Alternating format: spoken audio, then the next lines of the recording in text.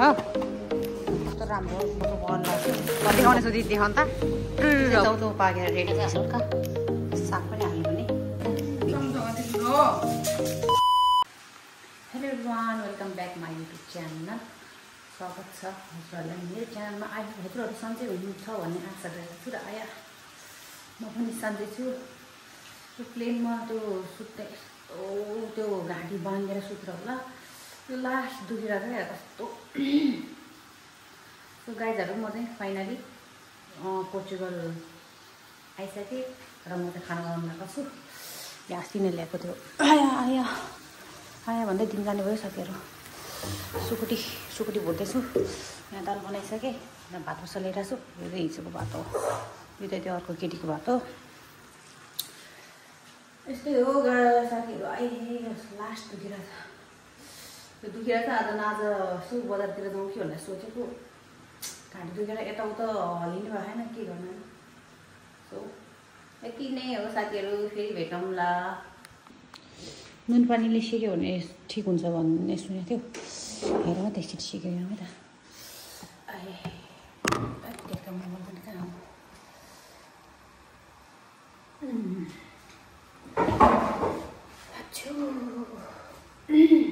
तब पनि धेरै ठुलो भयो म पुस्ने त हो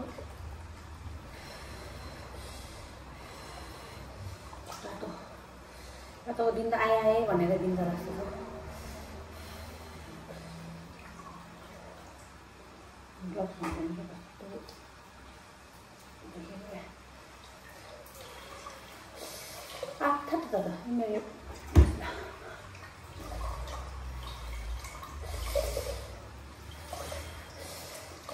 नुन पानीले सेके साँच्ची निको होला त नसा खुम्चेको हो कि खोइ के भयो सुत्न त्यो घाँटी त्यो हिजो प्लेनतिर हो क्या यस्तो भएको अहिले यो बाहिरबाट जाँदैन म त मरेँ भगवान् यस्तो भयो भने म कसरी हिँड्नु कसरी त्यो गर्नु म त मरिहाल्छ नि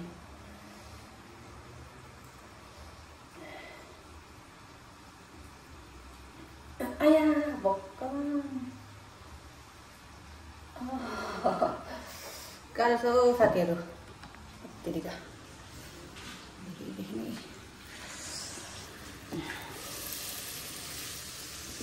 ए हो सुकुटी नेपालबाट ल्याएको सुकुटी यो दिदीले लिएर आउनु भएको थियो यो लास्ट अब यति नै रहेछ पकाउनु लगाएर के पकाउनु भयो होइन त्यो यसलाई हल्का पकाएर अलिक साह्रो हुन्छ नि र पकाएर एकछिन छोपेर नरम बनाउनु पर्छ यो भगवान् दिदी आउँछ भन्दै थियो आउने हो कि नआउने हो ओके साथीहरू फेरि भेटौँला ओके साथीहरू हामी चाहिँ रेडी भए दिदी चाहिँ कफी खाँदै हुनुहुन्छ अब हामी हिँड्न लगाएको होइन पानी पर्न लाग्छ त्यही हो साथीहरू है हाम्रो दिदी चाहिँ कफी खाँदै हुनुहुन्छ हामी चाहिँ लुगा पनि पटाएको छैनौँ कि हाम्रो चाहिँ यतिकै छ भत्रा गोल छ अहिले आएर पट्याउँछु होइन पानी त्यही त नि सपिङ गर्नलाई त्यही त नि जाउँ दिदी अब है बगान म कफी खाँदैछु ए ल कफी खानु अनि म यहाँ बाहिर निस्किँदै गर्छु ल ल ल त नि साथीहरू बाई त्यो हामी दिदी पनि निस्किएको अब साथीहरू आए पानी पर्ला जस्तो भइरहेछ है मौसम चाहिँ छाता लानु पर्दैन होला पानी लगाउनु जाउँ हामी अब यस्तै हो ओके फेरि भेटौँला कस्तो राम्रो हो यहाँ कस्तो राम्रो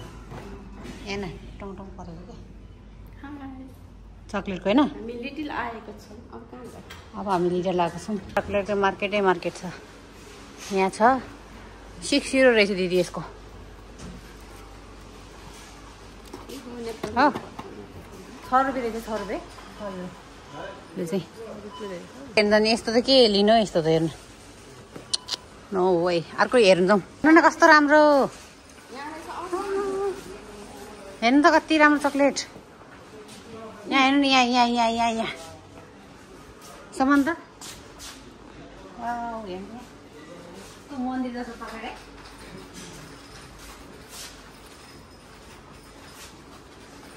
दिदी कुन जाने उठो खाली लानु यो होला यो चाहिँ यो बक्स होला हो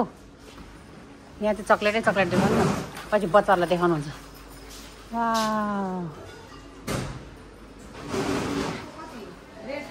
देखाउने सोधी देखाउनु त बुई धेरै छ यस्तो चक्लेट त कसरी बोक्नु हौ यो चक्लेट त यस्तो चक्लेट त कसरी बोक्नु हौ यस्तो चक्लेट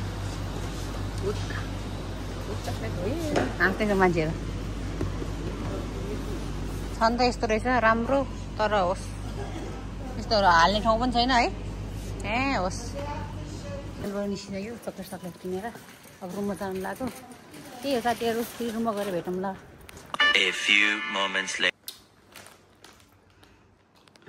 यहाँ चाहिँ सामान अनलाइन सामान आइसकेको छ फाइनली अस्ति आउनु पर्ने होइन यहाँ चाहिँ टोपी र त्यो बाबालाई के हो खै त्यो चाहिँ मेरो गोब्रोको सामान यो पनि त्यही हो यति आएको छ अहिले हेर्दै जाउँ भयो दिदी टोपी र पन्जाहरू क्या अब हामी चाउचाउ बनाएर खाउँ है भोक लागेर फर्स्टै म चाउचाउ बनाउँछु ल के आएछ हेरौँ त दिदी यहाँ मैले खोलेको छु हेरौँ है यहाँ बस्नु न तपाईँ बच्चाले लाउनु जस्तो पो आएछ त हो हेरौँ न होइन ठुलो मान्छेले लाउँछ है प्रकाश भुजेलले लाउनु के को प्रकाश भुजेल यस्तै त लाग्छ त प्रकाश हे भगवान भन्ने मान्छेले लाउँछ नि कति देखिरहेको दिदी राम्रो देखेछ यो चाहिँ के रहेछ है यो पनि त्यही हो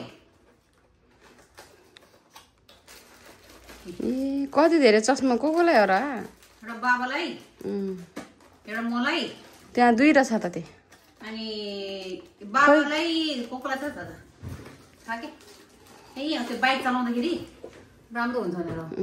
तपाईँले लाएर हेर्नु कस्तो देख्दाखेरि लाएर हेर्न जिन्दगी परेर लाएर हेर्न लाएर हेर्नु त ए भगवान खत्रै देख्दो रहेछ नाक चाहिँ थेप्चे देख्दो रहेछ खतरा ओके अब हामी सामानहरू प्याक गर्नेछौँ होइन ओके खानासाना खाएर त्यही गर्न चाहिँ फेरि भेटौँला साथीहरू चौचो पकाउनु लाग्छु करेन्ट चौचो भनेको तर यस्तो खालको चौचो छ तर यो चाहिँ छट्टैतिर हुँदैन त्यही भएर चाहिँ हामीले झोल बनाएर खानु लाग्यो साथीहरू म बनाउँछु पलाउ बनाउनु खाएको छु त्यो त खासै पिरो हुँदैन करेन्ट चौचो मजाले पिरो खाउँला जाउँला भनेर सोचेको थिएँ तर सोचेको जस्तो नहुँदो रहेछ जिन्दगीको गोरेटोमा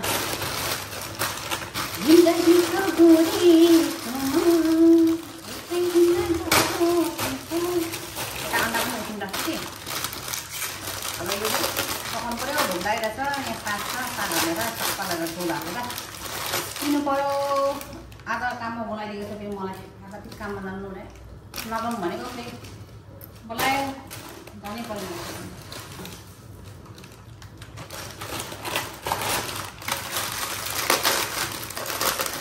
ओके साथीहरू फेरि यो पकाएर फेरि भेट्नेछ टिङ टिङ टिङ टिङ टिङ टिङ यहाँ चाहिँ हिजो खसीको मासु छ अब बनाउँछु आज हल्का साग पनि हाल्नु भने मिठो हुन्छ सुपमा जे होस् अन्डा चाहिँ पाक्दैछ